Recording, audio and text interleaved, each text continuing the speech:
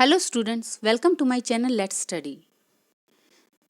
आज की वीडियो में हम प्रेजेंट इंडेफिनिट टेंस पढ़ेंगे। स्टूडेंट, लास्ट वीडियो में हमने पढ़ा था व्हाट इज टेंस, और हमने लास्ट वीडियो में टेंस के काइंड्स भी पढ़े थे, उनके नेम कवर किए थे। और आज हम पढ़ने वाले हैं प्रेजेंट टेंस की first kind, present indefinite tense, जिसे सिंपल प्रेजेंट टेंस भी कहा जाता है। Clear? So let's start. First we will do what is present indefinite tense or what is simple present tense. So let's start. A simple present tense is a verb form of a sentence that tells about the action, circumstance which happen regularly. Simple present tense sentence की एक verb form है जो हमें किसी action के, जो हमें regular होने वाले एक्शन और सर्कमस्टेंस के बारे में बताती है। यानी सिंपल प्रेजेंट टेंस रेगुलर होने वाले एक्शंस के बारे में बताता है। We use the simple present tense for anything that happen often और फैक्चुअल। सिंपल प्रेजेंट टेंस का यूज स्टूडेंट्स हम अक्सर होने वाले एक्शंस के बारे में बताने में और फैक्चुअल थिंग्स के बारे में भी यूज करते हैं। फॉर एग्जाम्पल, ऑफन का मतलब होता है अक्सर। ऑफन का मतलब क्या होता है? अक्सर। जस्ट लाइक इसका एग्जाम्पल हो सकता है, वह अक्सर मेरे घर आता है। He often comes to my house. वह अक्सर मेरे घर आता है। फैक्चुअल, जो सच्ची बातें होती हैं। क्लियर? जस्ट लाइक हम कह सकते हैं एशिया इज अ कॉन्टिनेंट। ठीक है, दो फैक्टफुल थिंग्स होती हैं। Sun rises in the east is a factual. Clear? Usage. अब हम पढ़ते हैं प्रेजेंट इंडेफिनिट टेंस का यूज कहाँ कहाँ होता है। First, to express routine work. Routine work means हम कह सकते हैं डेली, वीकली और मंथली। कुछ एक्शन ऐसे होते हैं स्टूडेंट्स जो हम हर रोज करते हैं। Just like I brush daily, I take bath daily. Clear? For example देखिए, I go to temple daily. मैं हर रोज मंदिर जाता हूँ। Second example, to express universal truth facts. Universal truth को एक्सप्रेस करने के लिए भी हम प्रेजेंट इंडेफिनिट टेंस का यूज करते हैं। For example, the sun sets in the waste.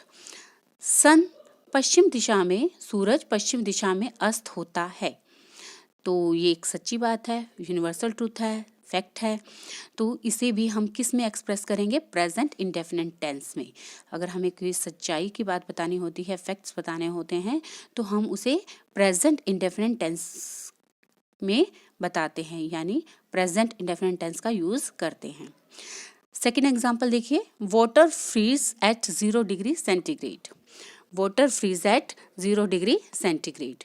पानी 0 डिग्री सेंटीग्रेड पर जमता है, फ्रीज होता है। क्लियर? तो ये भी एक सच्ची बात है। वाटर को फ्रीज होने के लिए 0 डिग्री टेम्परेचर की नीड होती है। उससे ज़्यादा पर, यानी 5 डिग्री, 7 डिग्री, 15 डिग्री, उस पर कभी भी वाटर फ्रीज नहीं होता है।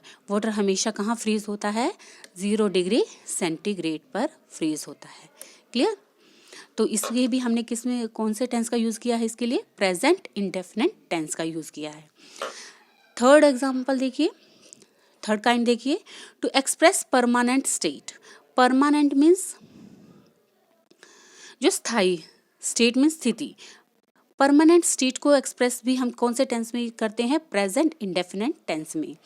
फॉर एग्जाम्पल देखिए, Delhi stands on the bank of Yamuna river. तो जो दिल्ली है वो यमुना नदी के किनारे पर स्थित है।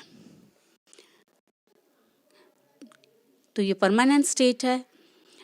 दिल्ली यमुना नदी के किनारे पर स्थित है। हम उसकी स्थिति को, यानी उसकी जो प्लेसमेंट है, उसको हम चेंज नहीं कर सकते, उसकी स्थिति को बदल नहीं सकते हैं, दिल्ली को कहीं और शिफ्ट नहीं कर सकते हैं। तो जब हमें किसी चीज़ की परमानेंट स्टेट बतानी हो, स्थायी स्थिति बतानी हो तो उसके लिए भी हम कौन सा टेंस यूज करते हैं? Present indefinite tense. Identification in Hindi. अब हम पढ़ेंगे कि सिंपल प्रेजेंट टेंस की हिंदी में पहचान कैसे होती है। इसके लिए स्टूडेंट देखिए, in simple present tense sentence ends with ता है, ते है, ती है। In Hindi simple present tense में वाक्य हिंदी में ता है, ते है, ती है पर खत्म होते हैं। फॉर एग्जाम्पल, मैं स्कूल जाती हूँ। यहाँ पे स्टूडेंट देखिए सेंटेंस ती हूँ यानी ती और है दोनों आ रहे हैं। सेकंड एग्जाम्पल देखिए, वह फुटबॉल खेलता है। यहाँ पे भी स्टूडेंट्स देखिए सेंटेंस एंड्स विद ता है पर खत्म हो रहा है। तो सिंपल प्रेजेंट टेंस हमेशा हिंदी में ता है, ते है, ती है पर खत्म होते हैं, यानी उनके अंत में क्या आता है? ता है, ते है, ती है आता है। Words of identification in English. English में भी कुछ ऐसे वर्ड्स हैं जिनसे हम सिंपल प्रेजेंट टेंस की पहचान कर सकते हैं, और वो वर्ड क्या हैं? Always, seldom, daily, everyday, frequently, often, usually, generally, etcetera. ये कुछ वर्ड्स हैं स्टूडेंट्स जिनकी पहचान सिंपल प्रेजेंट टेंस को के लिए की जाती है, ठीक है, जो सिंपल प्रेजेंट टेंस में यूज होते हैं।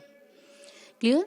अभी हमने आइडेंटिफिकेशन हिंदी में पढ़ा कि सिंपल प्रेजेंट टेंस की पहचान हिंदी में कैसे होती है। उस हिंदी में जब किसी सेंटेंस के पीछे ता है, ते है, ती है आया हो, इसका मतलब वो कौन सा टेंस है? प्रेजेंट इंडेफिनिट टेंस है, और सिंपल प्रेजेंट टेंस भी कह सकते हैं। और इंग्लिश में always, seldom, daily, everyday, frequently, often, usually, generally, ये वर्ड्स किसकी पहचान कराते हैं? सिंपल प्रेजेंट टेंस की पहचान कराते हैं। Now we will do sentence formation. अब हम करेंगे सिंपल प्रेजेंट टेंस की सेंटेंस फॉर्मेशन, यानी सिंपल प्रेजेंट टेंस की कंस्ट्रक्शन उसकी कैसी होती है।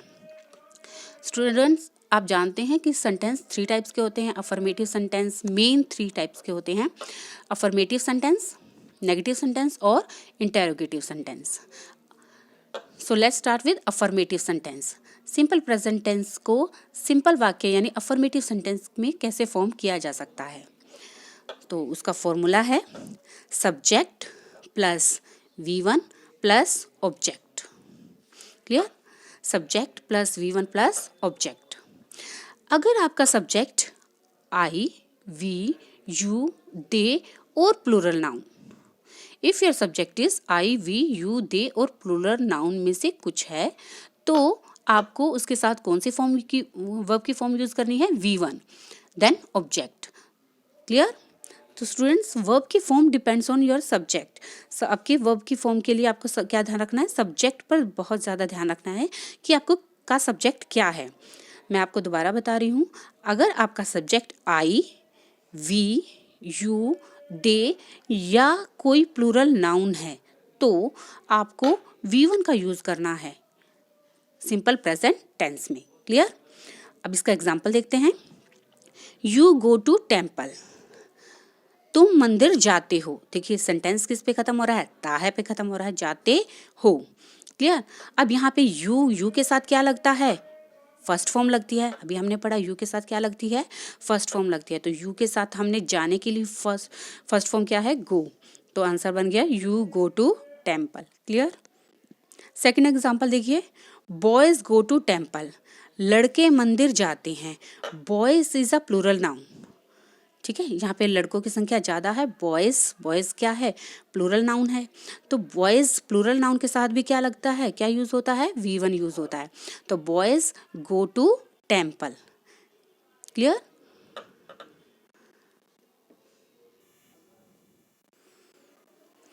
अफर्मेटिव सेंटेंस की सेकंड काइंड है if your subject is he, she, it और सिंगुलर नाउन। अगर आपका सब्जेक्ट ही, शी, इट और कोई सिंगुलर नाउन है तो आपको वर्ब की फॉर्म के साथ एस और एस का यूज करना होता है प्लस ऑब्जेक्ट। क्लियर? तो आपका फॉर्मूला बनेगा सब्जेक्ट प्लस V1 प्लस एसोरियस प्लस ऑब्जेक्ट।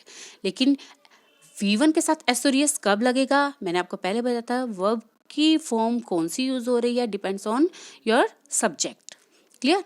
यहाँ पे सब्जेक्ट अगर आपका ही, शी, इट या कोई सिंगुलर नाउन है तब आपको V1 प्लस एसोरियस का यूज करना है। फॉर एग्जाम्पल देखिए, Rohan eats pizza. Rohan is a third person singular noun है, तो उसके साथ हमें क्या यूज करना है? V1 प्लस एस और ES। तो हमने ईट प्लस एस का यूज किया है, देन ऑब्जेक्ट। क्लियर? देखिए दोबारा बता रही हूँ, रोहन क्या है? सिंगुलर नाउन है, और उसके सिंगुलर नाउन के साथ, जैसे कि हमारे फॉर्मूले में लिखा हुआ है, सिंगुलर नाउन के साथ आपको V1 और एस या V1 प्लस एस और ES का यूज करना है। तो रोहन सिंगुलर नाउन है, उसके साथ में हमने ईट प्लस एस और ES कर दिया है, तो ईट्स बन गया। Rohan eats pizza. Second example देखिए, she writes a letter. She के साथ भी क्या होता है? V1 प्लस एस और ES का यूज होता है। तो आंसर क्या बन गया? शी राइट्स अ लेटर, वह पत्र लिखती है, यानी शी राइट्स अ लेटर। यहाँ पे भी V1 प्लस एस और ES का यूज हुआ है। Clear? Now we will do negative sentence. अब हम सीखेंगे सिंपल प्रेजेंट टेंस या फिर प्रेजेंट इंडेफिनिट टेंस में नेगेटिव सेंटेंस को कैसे फॉर्म किया जा सकता है। नेगेटिव सेंटेंस के लिए स्टूडेंट्स आपको पता है नेगेटिव सेंटेंस क्या होते हैं, जिसमें नॉट का यूज होता है, यानी नकारात्मक सेंटेंस होते हैं। लेकिन नेगेटिव सेंटेंस के लिए आपको नॉट का यूज करना होता है, और नेगेटिव सेंटेंस में नॉट कभी भी विदाउट हेल्पिंग वर्ब यूज नहीं होती है। So we need a helping verb. Clear? जैसे कि हम कह सकते हैं, जैसे अगर हमें कहना है कि मैं जा रहा हूँ, आई गोइंग नहीं कहेंगे, मैं नहीं जा रहा हूँ। अगर हम इसका नेगेटिव सेंटेंस बनाते हैं, आई नॉट गोइंग नहीं होगा, आपको नॉट लगाने के लिए एक हेल्पिंग वर्ब की ज़रूरत होती है। आपका राइट आंसर क्या बनेगा? I am not going. So am is a helping verb. Clear? तो यहाँ पे भी हमें एक नॉट को यूज़ करने के लिए क्या चाहिए? एक हेल्पिंग वर्ब करना की ज़रूरत है। और नेगेटिव सेंटेंस में हम क्या यूज़ करेंगे? डू और डज नॉट का यूज़ करेंगे। क्लियर? ओके, तो अब हम इसकी फॉर्मेशन पढ़ते हैं। सेंटेंस कैसे बनाया जाएगा negative sentence? Formula is subject plus do not plus V1 plus object. Do not को स्टूडेंट्स शॉर्ट फॉर्म में हम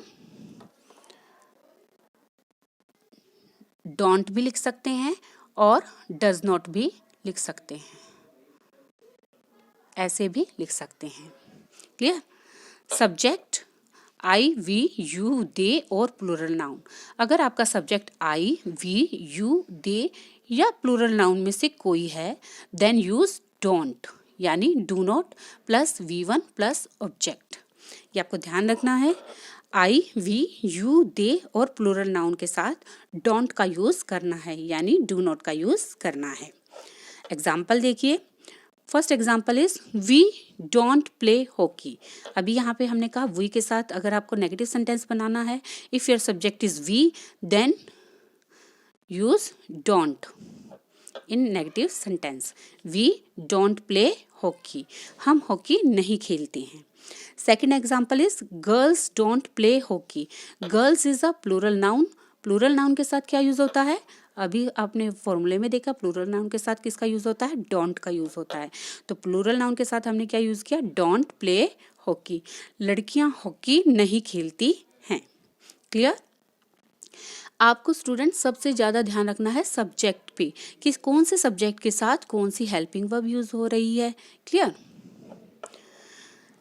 चलिए नेगेटिव सेंटेंस की सेकंड काइंड करते हैं। इसमें फॉर्मूला क्या है? Subject if your subject is he, she, it और एनी सिंगुलर नाउन। अगर आपका सब्जेक्ट ही, शी, इट या कोई सिंगुलर नाउन है तो आपको डज नॉट का यूज करना है। Clear? I, we, you, they के साथ डू नॉट का यूज होता है, और ही, शी, इट और सिंगुलर नाउन के साथ डज नॉट का यूज होता है। Then V1 plus object. Clear? For example, Geeta does not sing a song. Geeta is a third person singular noun है, गीता क्या है, सिंगुलर नाउन है। He is the third person singular. Geeta does not sing a song, Geeta singular noun है, इसके साथ किसका use होगा, does not का यूज होगा। क्लियर। सेकेंड एग्जाम्पल देखिए, he does not sing a song, he is the third person singular. देखिए गीता तो नाउन है और ही क्या है, प्रोनाउन है, और प्रोनाउन में आप पता है आपको फर्स्ट सेकेंड और थर्ड पर्सन होते हैं, and he is a third person singular. He does not sing a song, वह गाना नहीं गाता है, तो थर्ड पर्सन सिंगुलर के लिए भी क्या यूज होता है, डज नॉट का यूज होता है। Clear.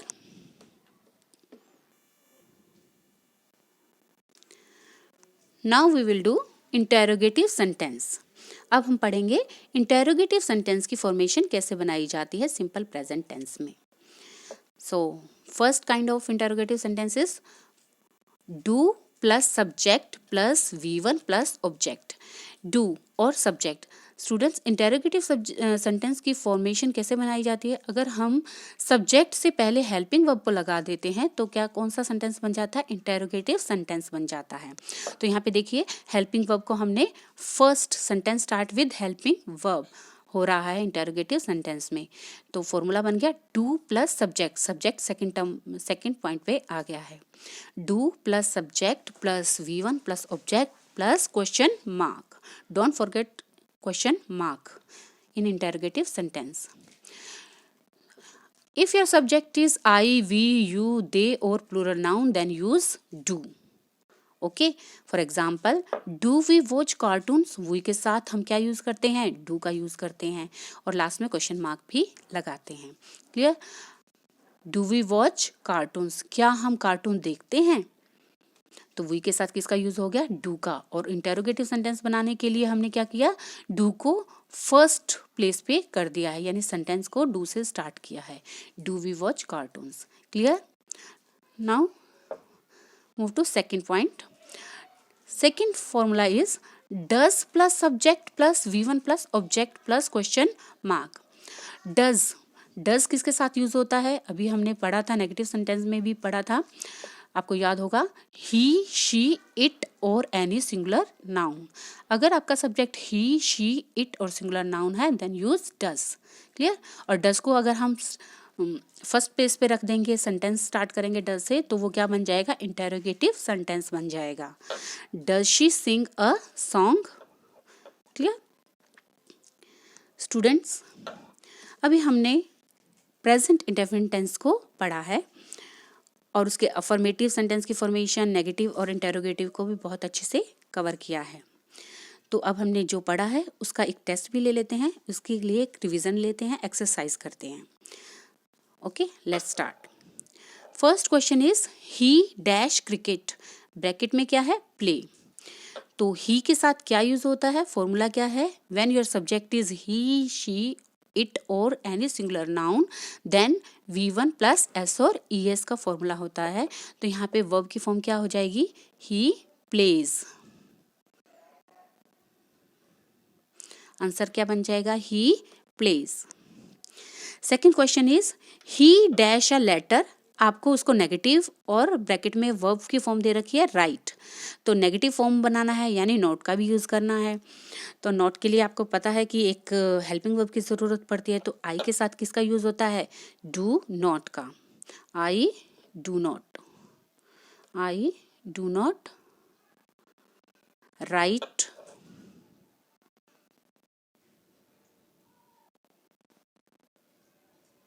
I do not write a letter.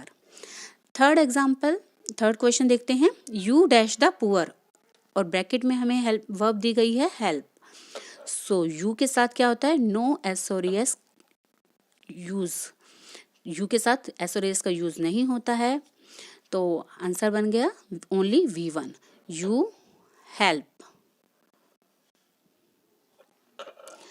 Fourth question is she dash a song, negative form करना है और ब्रैकेट में हमें वर्ब दी है सिंग।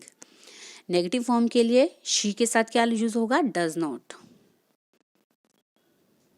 Does not, and verb first form.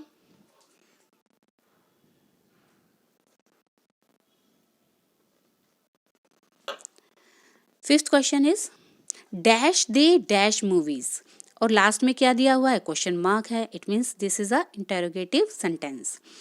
So they के साथ किसका यूज होता है, डू का यूज होता है, तो हम सेंटेंस डू से स्टार्ट करेंगे। डू दे वर्ब इंजॉय है, do they enjoy, enjoy. Next question is dash Ram dash the kite, and bracket में है फ्लाई और क्वेश्चन मार्क वाला सेंटेंस है, यानी इंटरोगेटिव फॉर्म करना है। So Ram is a singular noun, तो आंसर होगा हमारा does. Does Ram fly the kite, fly the kite. तो स्टूडेंट्स, आज की वीडियो में हमने प्रेजेंट इंडेफिनिट टेंस को अच्छे से समझ लिया है और उसकी रिवीजन भी कर ली है। आई होप आपको प्रेजेंट इंडेफिनिट टेंस बहुत अच्छे से समझ आ गया होगा। अगर आपको मेरी वीडियो अच्छी लगती है तो प्लीज़ इसे लाइक एंड शेयर ज़रूर कीजिए। Thanks for watching my video.